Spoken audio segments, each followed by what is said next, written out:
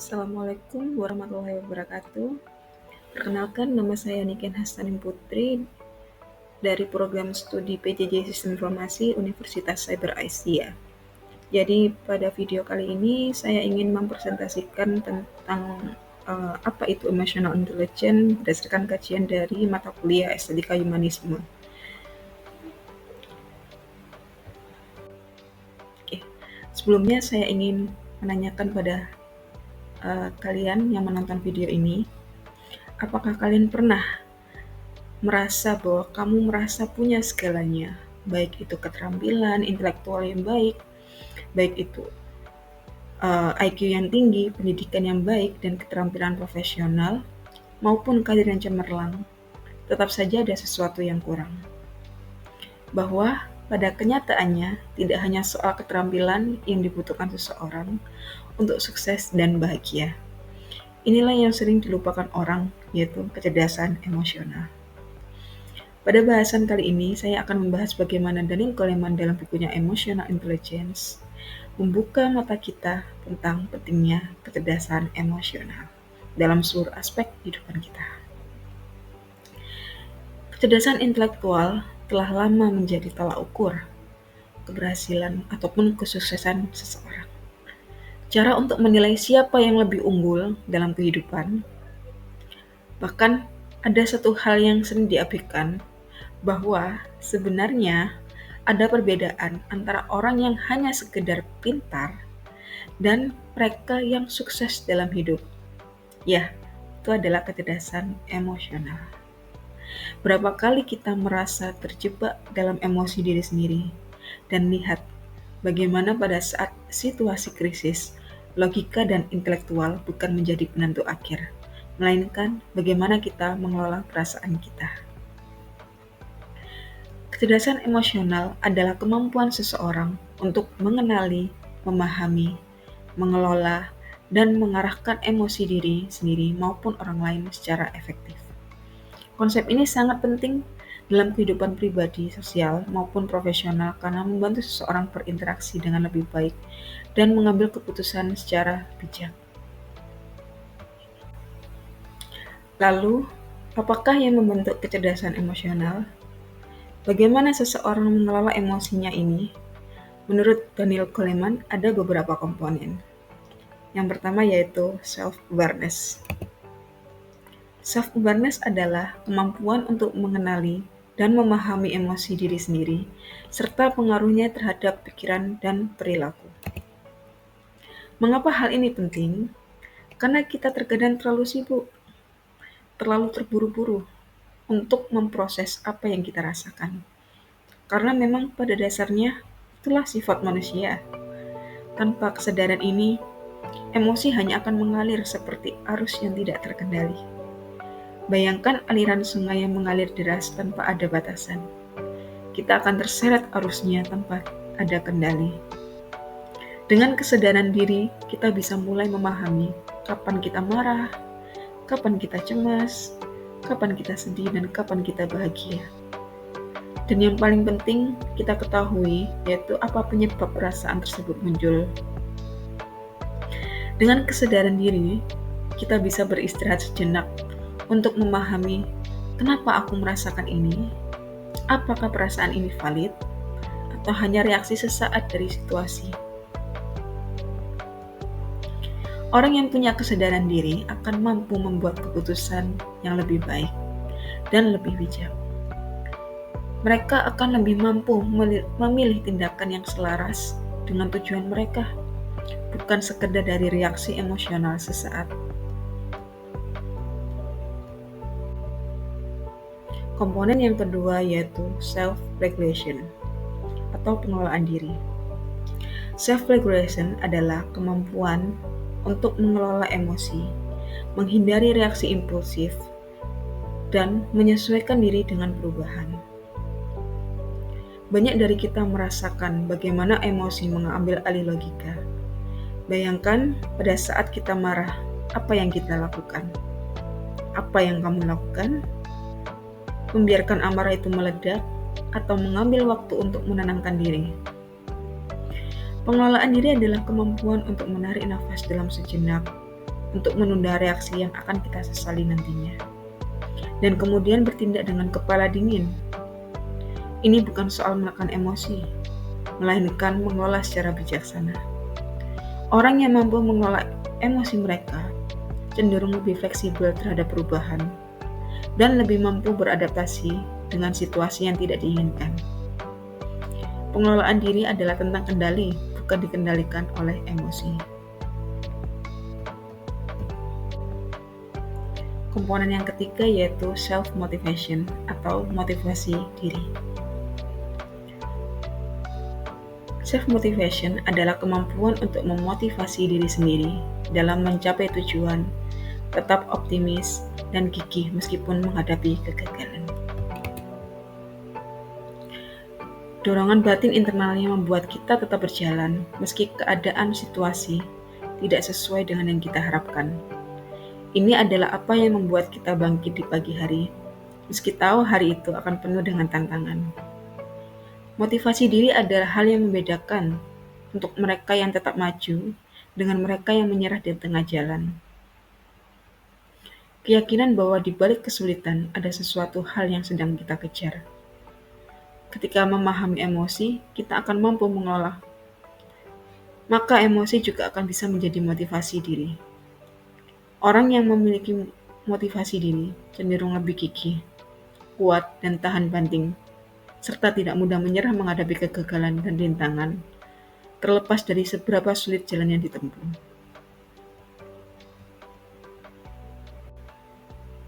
Komponen yang keempat yaitu adalah empati. Empati adalah kemampuan untuk memahami perasaan, kebutuhan, dan perspektif orang lain, serta menanggapi secara tepat. Empati adalah jantung dari kecerdasan emosional, karena yang memungkinkan kita berhubungan secara mendalam dengan orang lain. Empati adalah tentang melihat dunia dari sudut pandang orang lain. Ketika kita bisa membangun rasa itu, kita akan membangun hubungan yang autentik, kuat, dan bermakna dengan orang lain. Dalam dunia kerja, hal ini seringkali dibutuhkan oleh pimpinan untuk memahami kebutuhan tim mereka, yang akan menciptakan lingkungan kerja yang lebih positif dan lebih produktif. Selanjutnya, yang terakhir adalah komponen social skills atau komponen sosial, yaitu kemampuan membangun hubungan yang sehat, berkomunikasi dengan efektif, serta mengelola konflik secara terstruktur. Kemampuan komunikasi dengan baik sehingga mampu membangun tim yang kuat, menyelesaikan masalah dengan damai, dan mampu menciptakan sinergi di lingkungan mereka. Mereka tahu bagaimana bekerja dengan orang lain dan memahami bahwa setiap orang memiliki bagian yang pentingnya masing-masing. Keterampilan sosial ini mencakup berkomunikasi, bernegosiasi, dan berkolaborasi membangun kepercayaan dan rasa hormat.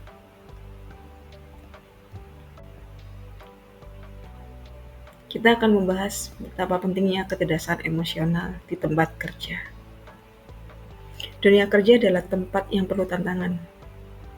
Seringkali kita mendengar, jika ingin sukses di tempat kerja, maka harus pintar, memiliki IQ yang tinggi, gelar dari universitas bergengsi, atau keterampilan yang luar biasa. Seakan-akan kita percaya bahwa IQ atau kecerdasan intelektual adalah segala-galanya.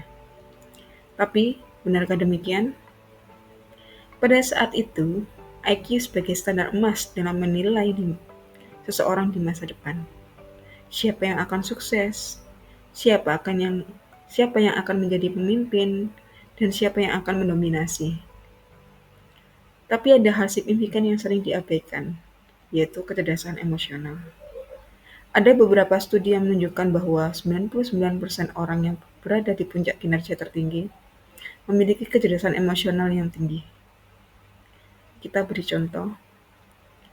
Ada 2 orang dalam situasi yang sama. Keduanya adalah manajer.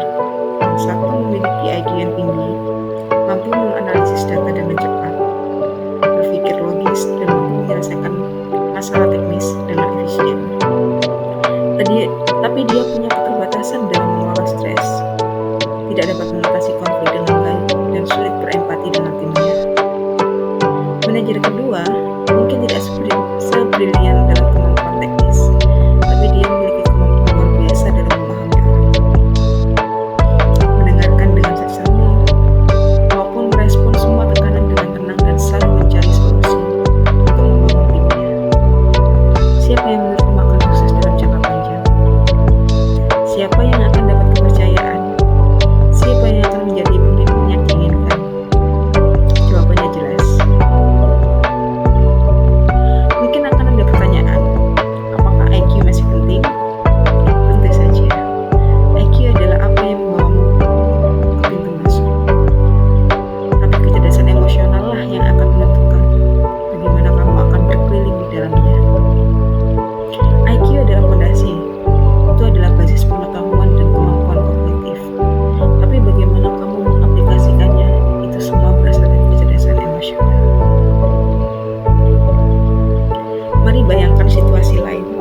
Saat seorang CEO sedang menghadapi masalah krisis perusahaan, mungkin penurunan pendapatan, konflik internal, ataupun tantangan eksternal yang mengancam kelangsungan bisnis. Di sini apa yang paling penting? Apakah kemampuan teknis atau kemampuan dia tetap tenang di bawah tekanan?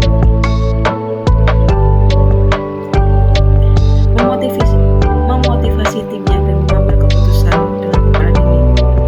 Pemimpin yang punya kecerdasan emosional tinggi akan memiliki empati. Mereka tidak hanya memerintah, tapi juga mendengarkan. Mereka memahami kalau tim mereka mengalami kesulitan, dan mereka mampu membantu seseorang untuk bangkit kembali. Kita semua tahu bahwa stres di tempat kerja tidak bisa dihindari, tapi yang membedakan seorang pemimpin adalah tentang bagaimana seseorang itu mampu mengelola stres, baik pada dirinya sendiri atau pada timnya. Kecerdasan emosional adalah kekuatan sebenarnya. Dengan kecerdasan emosional, kamu bisa menjadi pemimpin yang dihormati dan didengarkan, serta diandalkan. Kamu bisa menciptakan lingkungan kerja yang kondusif, mendukung, dan produktif, di mana setiap orang merasa dilihat dan dihargai.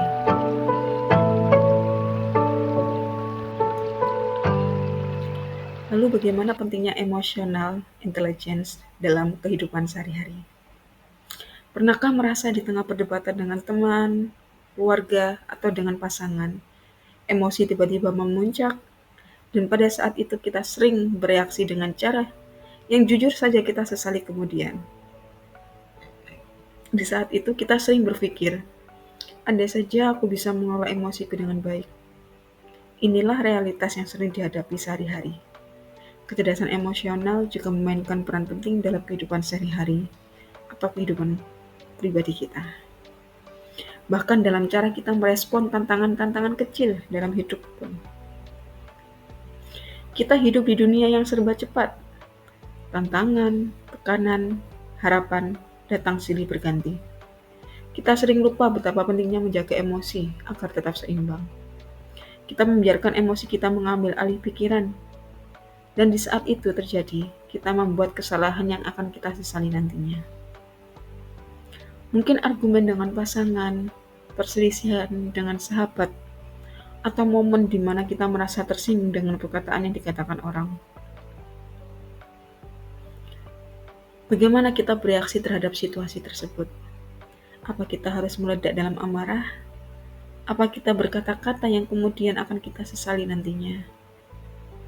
Atau kita mampu menarik nafas dalam merenungi serta memilih untuk merespon dengan kepala dingin?